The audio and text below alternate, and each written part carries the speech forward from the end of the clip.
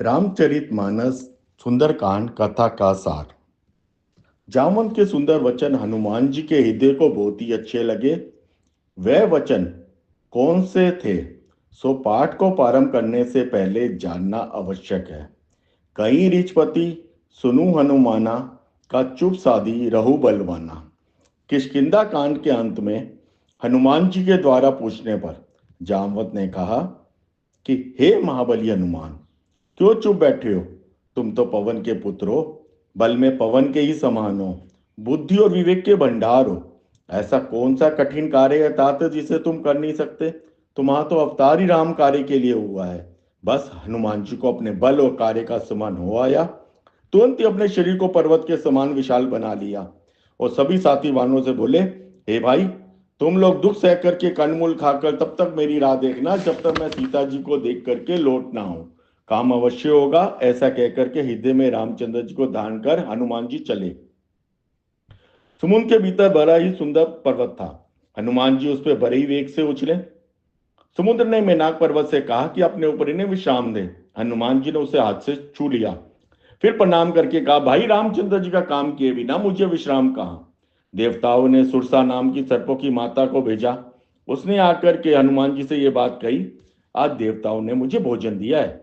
जिसे सुन के पवन पुत्र हनुमान जी ने कहा, रामचंद्र जी का कार्य करके लौटाऊं, सीता जी की खबर सुनाऊं, तब आकर के तुम्हारे मुख में घुस जाऊंगा। जब किसी भी उपाय से उसने नहीं जाने दिया, तब हनुमान जी ने कहा कि मुझे खा ले। जैसे ही सुरसा मुख का विस्तार बढ़ाती, हनुमान जी उसका दुगना रूप दिखलाते। उसने 100 योजन यानी कि 400 कोस का मुख किया। तब हनुमान जी बहुत ही छोटा सा रूप धारण करके उसके मुख में घुस के तुरंत बाहर निकल आए। समुद्र में एक राक्षसी रहती थी। आकाश में जो भी जीव जंतु उड़ा करते थे वह जल में उसकी परछाई को देख के पकड़ लेती। उसने वही क्षण हनुमान जी के साथ भी किया। वीर हनुमान जी उसको मार करके समुद्र के पार गए। वहां पर्वत पर चढ़ करके उन्होंने लंका देखी।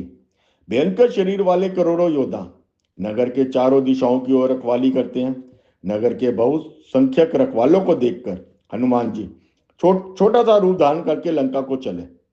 लंकनी नाम की राक्षसी बोली, कहां चला जा रहा है? हनुमान जी ने उसे एक घूसा मारा, जिससे वह राक्षसी कुंड की उल्टी करती पीती पर लुढ़क गई। हनुमान जी ने बहुत ही छोटा सा रूप धारण किया, भगवान का स्मरण करके नगर में प्रवेश किया। उन्होंने एक एक महल की खोज की।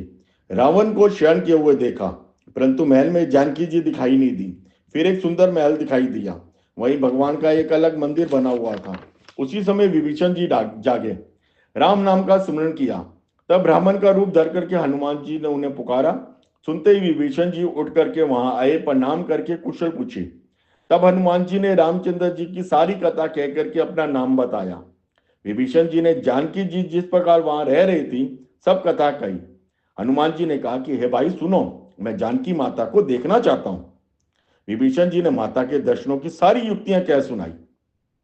तब हनुमान जी ने फिर वही रूप धर करके वहां गए जहां अशोकवन में सीता जी रहती हैं। सीता जी को देख करके हनुमान जी ने मन ही मन प्रणाम किया।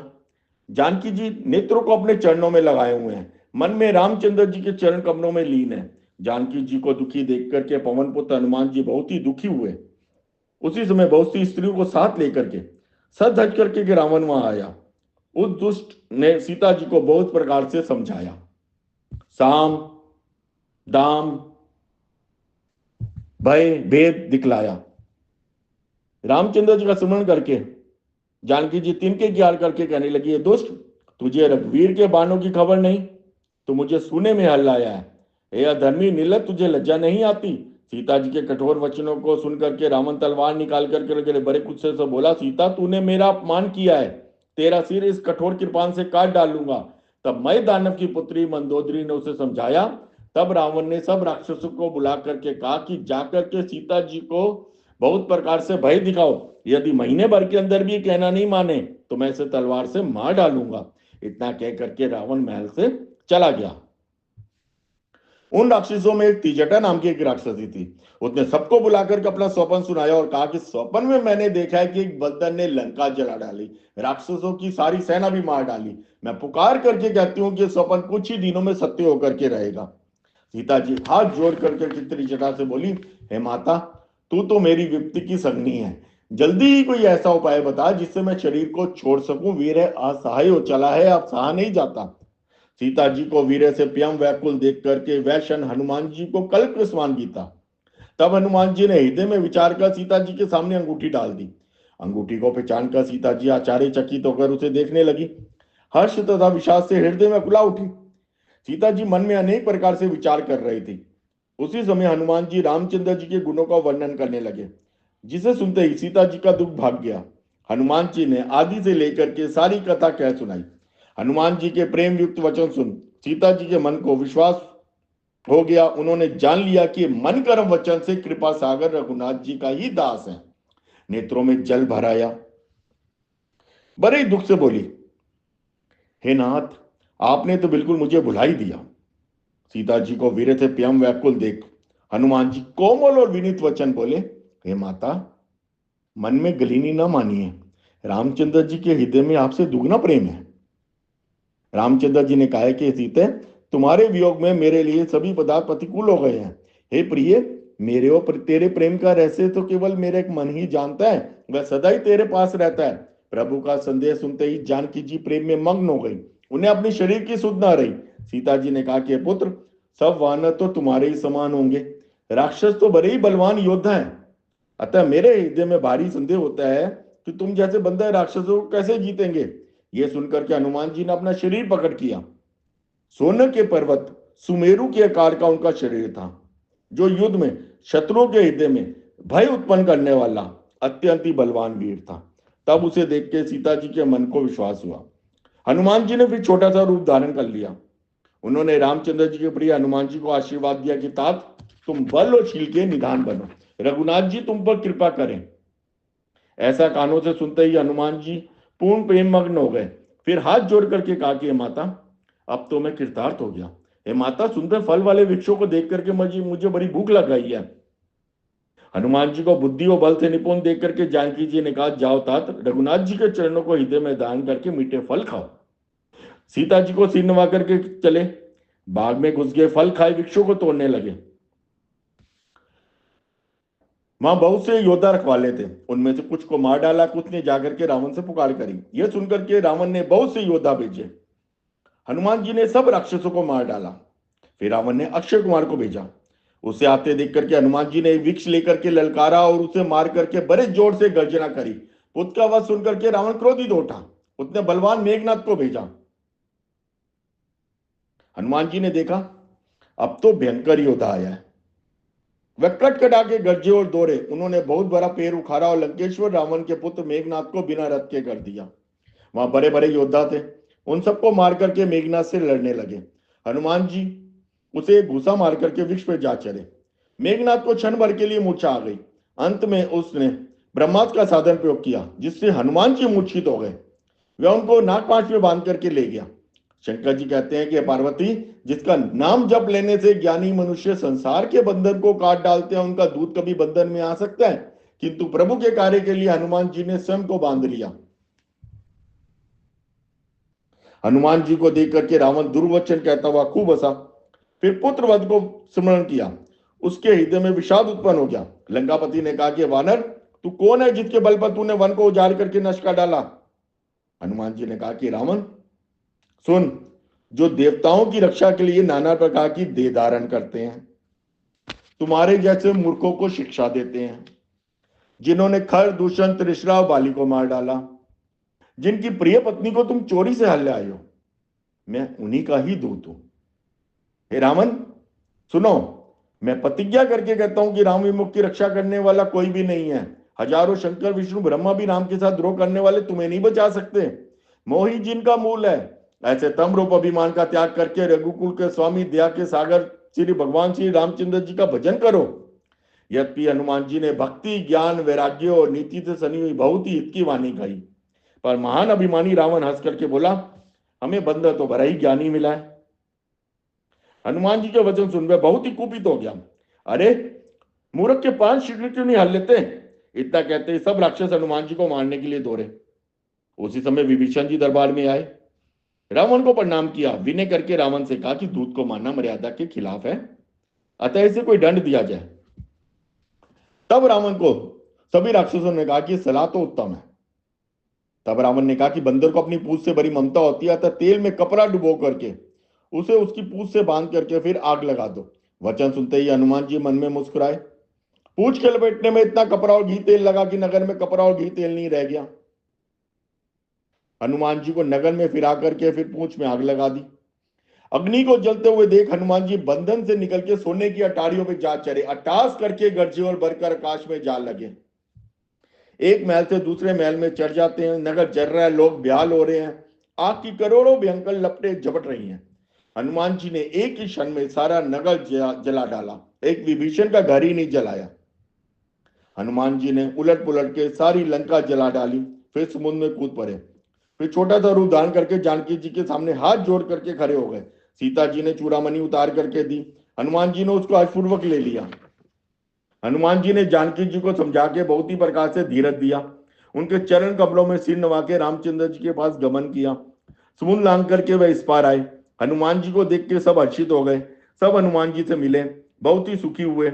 उन्होंने आके सुग्रीव के चरणों में सिर नवाया। कपिराज सुग्रीव सभी से भरे आत्म के साथ मिले। सब वानरों समेत रघुनाथ जी के पास चले। रामचंद्र जी ने सब वानरों को कार्य किए आते हुए देखा। तब उनके मन में विशेष हर्ष हुआ। तब सब वानर जाकर के उनके चरणों में गिर पड़े। जामन ने कहा, हे रघुनाथ जी सुनिए, प्रभु की कृपा से सब कार्य हुआ। आज हमारा जन्म सफल हो गया। पवन पुत्र हनुमान जी ने जो किया उसका हजारों मुखों से वर्णन नहीं किया जा सकता। जामवंत ने हनुमान जी के सुंदर चरित्र रघुनाथ जी को सुनाए। रामचंद्र जी ने हर्षित होकर के हनुमान जी को हृदय से लगा लिया और कहा कि तात कहो सीता जी किस प्रकार रहती है और अपने प्राणों की रक्षा करती है। हनुमान जी ने कहा, आपका नाम तो दिन रात पहरा देने वाला है, प्राण जाए तो किस मार्ग से चलते समय उन्होंने मुझे चूड़ामणि दी है। रघुनाथ जी ने उसे लेकर के हृदय से लगा लिया। हनुमान जी बोले, हे करुणा निधान, उनका एक एक पल तो कल्प के समान बीतता है। अतः प्रभु तुरंत चलिए, अपनी भुजाओं के बल से दुष्टों को जीत के सीता जी को ले आइए। भगवान कहने लगे, हे हनुमान सुन, तेरे समान मेरा कोई उपकारी शरीरधारी नहीं है, मैं तुझसे उड़ने नहीं सकता। प्रभु के वचन सुन उनके प्रसन्न मुख और पुलकित आंखों को देख के हनुमान जी हर्षित हो गए। प्रेम से विकल होकर के बोले, हे भगवान मेरी रक्षा करो, मेरी रक्षा करो। कहते हुए रामचंद्र जी के चरणों में गिर पड़े।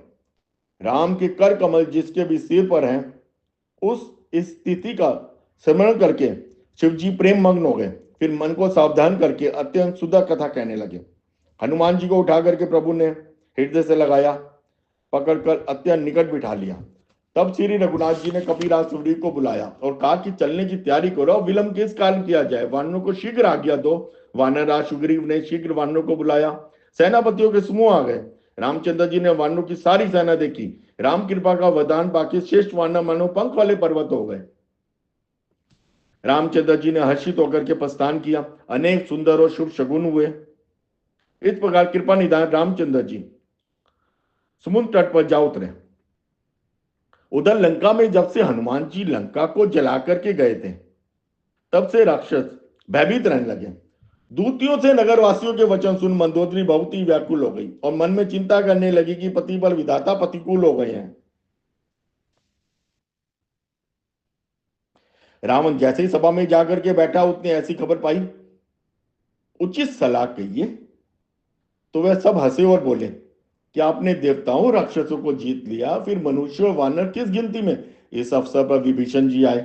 उन्होंने बड़े भाई के चरणों में सिर नवाया और ये वचन बोले, हे नाथ, काम क्रोध मद और लोभ ये सब नगर के रास्ते हैं, इन सबको छोड़ करके रामचंद्र जी को भजिए। हे तात, राम मनुष्य के राजा ही नहीं, समस्त लोकों के स्वामियों काल के भी काल है।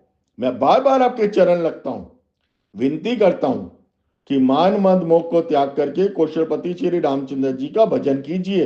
हे तात्र, चरण पकड़ कर करके आपसे भीख मांगता हूं, आप मेरा दुलार रखिए।